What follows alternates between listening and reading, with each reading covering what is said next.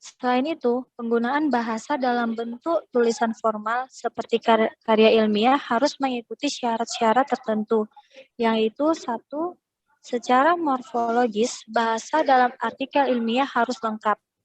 Dalam hal ini, wujud setiap kata yang dipakai harus mengandung afiksasi atau imbuhan yang lengkap.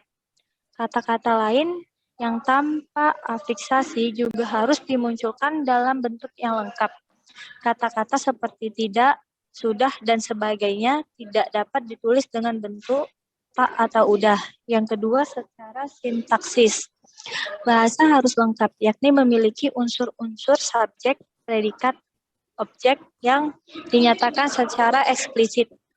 Yang ketiga, pemilihan kata dalam bahasa harus tepat makna dan tunggal, arti serta tidak ambigu. Contohnya, contoh yang pertama kata bisa yang berarti racun ular dengan kata bisa yang berarti mampu. Contoh yang kedua, kata apel yang berarti buah dengan kata apel yang berarti upacara.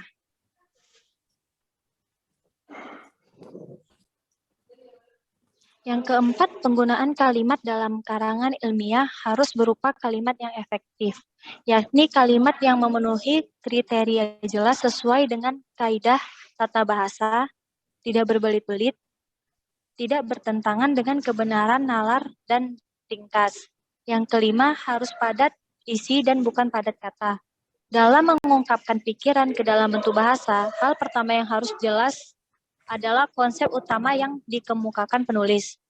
Selanjutnya, konsep utama ini dilengkapi dengan subkonsep lain yang relevan. Setelah semua itu, sampailah pada pemilihan kata, frase, dan bentuk sintaksis yang akan dapat mengungkapkan gambaran ide penulis sejelas mungkin dengan penggunaan kata yang seekonomis mungkin. Contohnya, yang pertama, James Watt adalah seorang insinyur yang berasal dari Inggris. Dia menemukan mesin uap pada abad ke-16. Dalam kalimat tersebut terdapat 17 kata yang berarti kalimat tidak padat isi. Yang contoh kedua, James Watt, seorang insinyur Inggris, menemukan mesin uap pada abad ke-16. Dalam kalimat tersebut terdapat 10 kata yang berarti kalimat padat isi. Mungkin itu saja yang dapat saya sampaikan. Selanjutnya saya serahkan kepada moderator, Kak Nadia.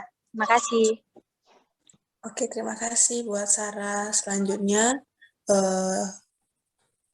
materi akan dipaparkan oleh rekan kami, Saudari Eliza Mawadah.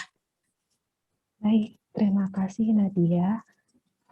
Saya sekarang akan menjelaskan yang poin kelima, yaitu menganalisis aspek penilaian teks ulasan buku. Nah, dalam menganalisis aspek penilaian struktur teks ulasan buku merupakan alat untuk mewadahi gagasan-gagasan yang disajikan mengenai buku itu.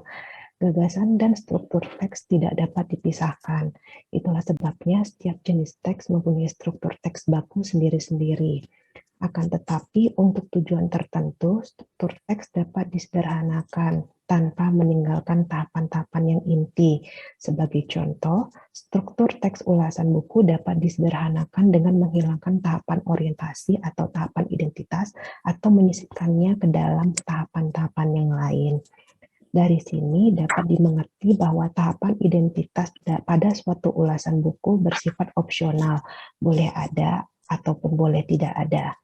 Nah, sebelum memasuki aspek apa saja yang dikemukakan dalam mengulas suatu buku, izin Bu, kelompok kami ingin memaparkan ataupun ingin mengulas suatu buku yang sangat terkenal sebagai wadah kita sama-sama belajar bagaimana kita dalam mereview suatu buku ataupun suatu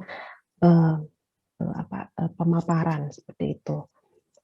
Nah, di sini teman-teman, apakah slide-nya sudah terlihat? Sudah, Kak. Ya, baik. Kolaborasi kita tahu novel Harry Potter. Nah, novel ini sangat terkenal, sudah hampir 200 yang sudah dibahas dan buku juga sudah film sangat terkenal dan tersebut kelompok kami besar buku terkenal yaitu Critical and the Store. Nah, berdasarkan mapari yaitu model atau struktur yang ada dalam buku lah kita bagaimana kita harus membuat tadi yang telah disebutkan oleh kelompok kami yaitu dari Agita bahwa struktur model urusan buku itu terdiri yang pertama adalah identitas. Nah, di mana identitas itu adalah berfungsi untuk memberikan deskripsi tentang wujud fisik buku tersebut. Nah, di sini bisa kita lihat wujud fisiknya buku novel tersebut dengan nama Harry Potter dengan nama laki terbang dan nama penulisnya J.K. Rowling.